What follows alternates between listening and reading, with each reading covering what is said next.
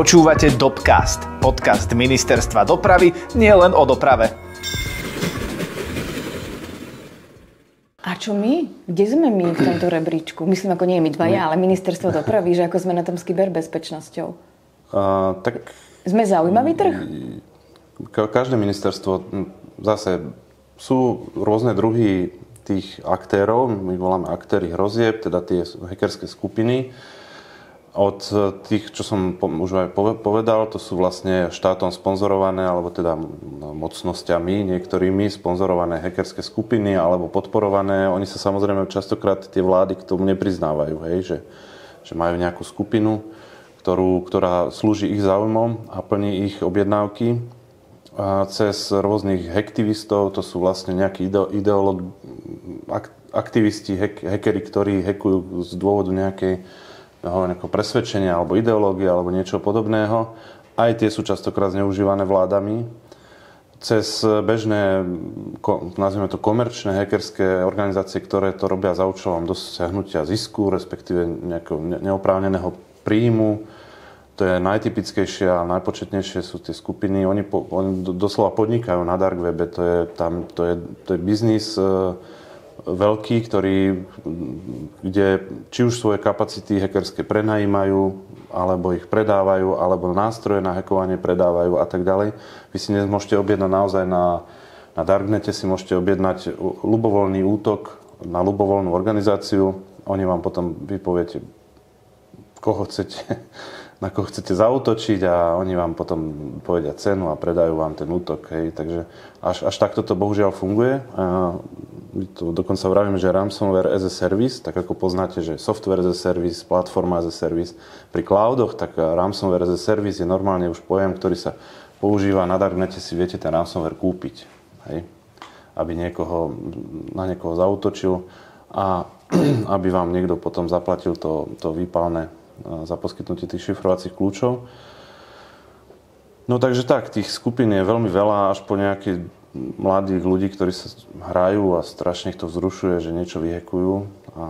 Ale teda ministerstva sú asi najskôr v hľadačiku tých štátom sponzorovaných skupín. Tam nejaká tá kybernetická špionáž je pomerne častá. Ako sa dostať na takýto temný web? Koľko to stojí? O tom neskôr. Žartujem, nebojte sa, tam vás nebudeme volať ani pozývať. Skôr vás budeme sa snažiť teda ochrániť. Tak sa spýtam, je teda bezpečné cestovať vlakom alebo lietadlom? Lietadlo letí, môže spadnúť. Hej? Následky bývajú fatálne. Vlak ide po koľajniciach, nestretáva sa často s inými vlakmi, čiže nemôže nabúrať, alebo len veľmi zriedka, keď návestidla nefungujú, alebo ten človečik, čo ich prehadzuje.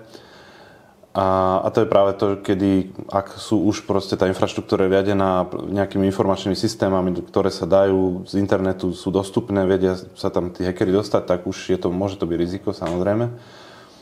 Takže vlak nespadne. A je to závislé veľmi od toho. Tým, že letecká doprava je veľmi senzitívna z hľadiska katastrofy leteckej, kedy sú naozaj fatálne následky, je to obrovský problém reputačne a celkovo na životoch a tak tam samozrejme tie pravidlá, čo sa týka aj informačných systémov, aj samotné avioniky v lietadle, informačných systémov riadenia letovej prevádzky sú veľmi, veľmi prísne. A tam si myslím, že tie medzinárodné štandardy naozaj sú tak prísne, že jednoducho tam tá pravdepodobnosť, že by niekto vyhekoval riadenie letovej prevádzky je oveľa nižšia, ako je to pri železniciach. Pretože tie železnice nemajú tak prísnu reguláciu, tú sektorovú, tú špecifickú, ako má, povedzme, ten sektor leteckej dopravy. Takže z hľadiska predpokladu nejakého hackerského útoku si myslím, že železnice sú ľahším cieľom a ľahšie kompromitovateľné.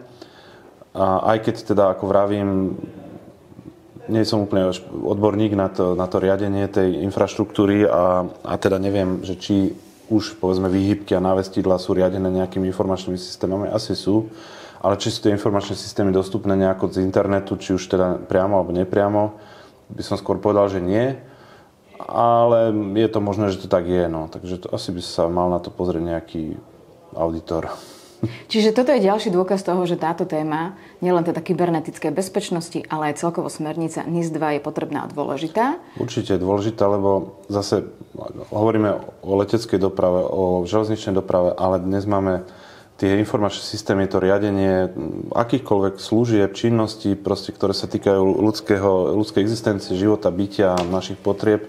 Dneska už je naozaj všetko, takmer všetko riadené nejakými digitálnymi službami alebo informačnými systémami. Mnohé z nich sú veľmi, veľmi kritické, ani si to neuvedomujeme častokrát, takže tá kybernetická bezpečnosť má byť jednoducho základná esencia, to bez toho nemôže fungovať. Nemôže, ako spoločnosť nemôže fungovať. A máme na to ľudí, odborníkov, ktorí to vedia šíriť, starať sa o to? Je ich dosť? Máte to vy možno na podchytené? Trvalo sa hovorí o tom, že ich je málo a reálne asi ich aj málo je. A takisto potom špecificky napríklad Slovenská republika má ten problém, že stále tu pretrváva nejaká tá migrácia za prácou. To znamená, že aj špecialisti, ktorí ovládajú jazyky a ktorí povedzme aj študujú na našich školách alebo sú už vyštudovaní v zahraničných školách, tak častokrát pracujú vonku alebo idú za tou prácou vonku, pretože jednak teda sú tam vyššie platy a možno, že aj trošku lepšie sa tam žije z hľadiska iných vecí. Takže my trpíme aj na toto, že možno by sme ich mali viac, keby teda tí mladí ľudia, ktorí vyštudujú a postupne naberajú skúsenosti, zostávali na Slovensku. No my samozrejme robíme všetko preto, aby sme podporovali ten rozvoj, ten ľudský potenciál v tých ľuďoch. Napríklad naši kolegovia učia na fakulte informatiky a informačných technológií. Dvaja konkrétne, čo je pre nás obrovská výhoda, pretože tým, že tí študenti tam učia aj vlastne naši kolegovia, tak oni častokrát potom chcú ísť k nám pracovať. A to je obrovská výhoda možno aj oproti iným organizáciám, že my nemáme až taký problém s tým, ako motivovať ľudí, aby u nás pracovali. Že častokrát títo mladí študenti alebo absolventi tam chcú ísť robiť a máme možnosti ich príjmať. Je to oveľa ľahšie ako napríklad hľadať už nejakého hotového manažéra kybernetickej bezpečnosti na trhu. Toho už ťažko teda my dostaneme na náš úrad, ale tí mladí... Tak oni už majú aj teda platovo, sú niekde inde aj... Nie je to tabula rasa. Nie je to tabula rasa. A navyše, ale to je zase dobré, že tá práca u nás je špecifická oproti, povedzme, komerčným firmám, pretože tie analytické činnosti alebo tie forenzné činnosti častokrát v tých firmách nie sú na čo. Hej? To nepotrebujete mať v nejakej bežnej obchodnej spoločnosti aj väčšej, nepotrebujete forenzného analytika, ktorý vám rieši povedzme nejaké incidenty, lebo ten incident nemáte, tak čo by tam robil, on by tam sedel a nerobil nič, takže práve v takých organizáciách ako MBU alebo vládna jednotka CIRT títo forenzní analytici sú a majú viac práce, pretože k nám sa zbiehajú tie incidenty zo všetkých strán a pre mnohých mladých ľudí je toto veľmi zaujímavá akože práca. Takže my tých ľudí vieme hľadať aj motivovať, tých mladých a učiť. Samozrejme nečakáme, že budú u nás celý život.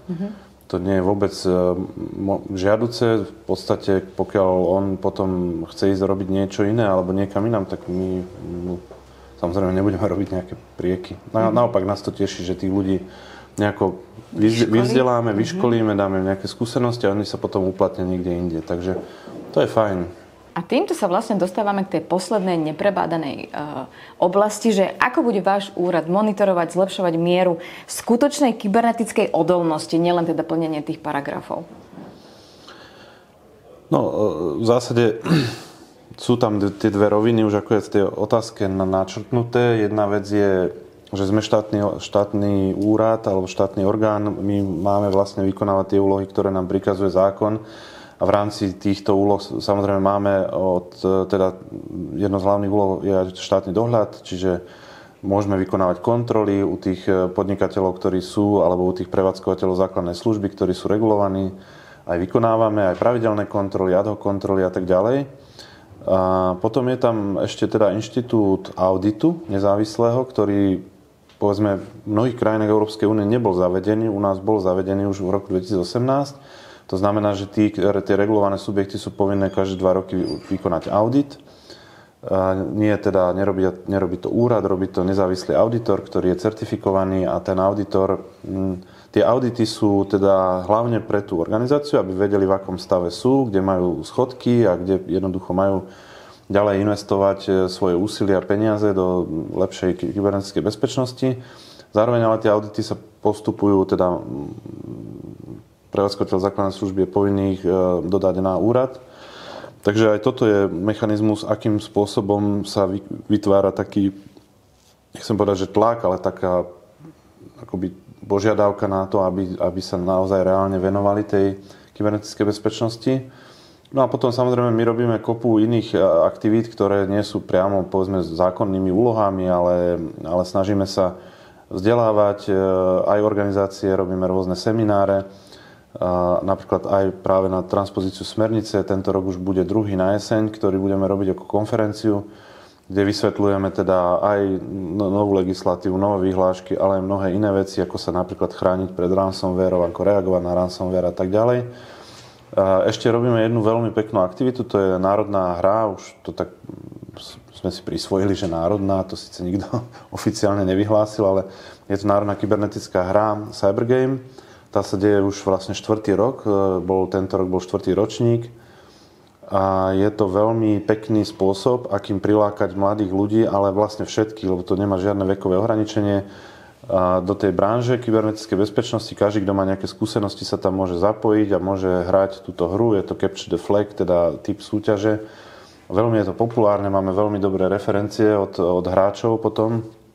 Sú tam aj veľmi zaujímavé ceny, hráčské notebooky a tak ďalej, takže je to zaujímavé aj motivujúce, ale hlavne teda to je nástroj jednak na vyhľadávanie talentov a aj na to, že potom tí hráči, tí mladí, ktorí skončia vysoko v tom rankingu, tak sú oslovovaní či už nami ako úradom, alebo partnermi tej súťaže a je im ponúknutá práca, takže pre nich je to tiež ako spôsob, akým si nájsť dobrú prácu. No tak robíme takéto rôzne zaujímavé aktivity. Semináre alebo áno, ktoré...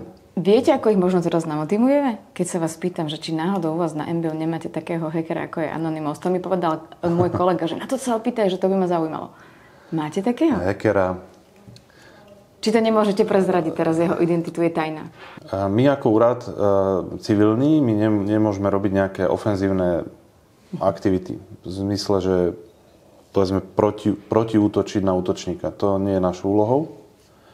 Takže v podstate my ani to nemôžeme robiť. Nemáme to ako úlohu zákonnú. Ale existuje pojem etický hacker a to sú teda ľudia, ktorí musia vedieť, ako sa hackuje, pretože ak viete, akým spôsobom sa hackuje, tak sa viete proti tomu aj brániť. Takže je úplne typické a časté, že mnohí kybernetickí experti, špecialisti si robia tzv. CEH, teda Certified Ethical Hacker, certifikáty, kde ich teda učia tie taktiky a techniky, aj ako sa útočí, ale zároveň ako sa proti tomu brániť, ako detekovať tie útoky a tak ďalej. Takže pritiahnuté za vlasy aj my máme hackerov, ale teda tých dobrých, etických, ktorí sú, a nie len my, to v mnohých firmách majú tí ľudia certifikáty etických hackerov, takže v zásade hackerov je pomerne veľa. Otázka už len potom je, či sú na dobrej strane, alebo na tej zlej. To je ako biela čarodejnica a klasická zlá. Áno, biela mágia, čierna mágia, asi tak. No.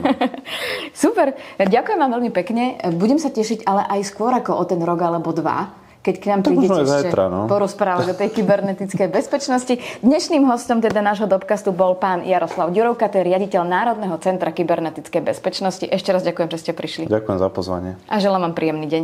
Ďakujem. Dovidenia. Dovidenia.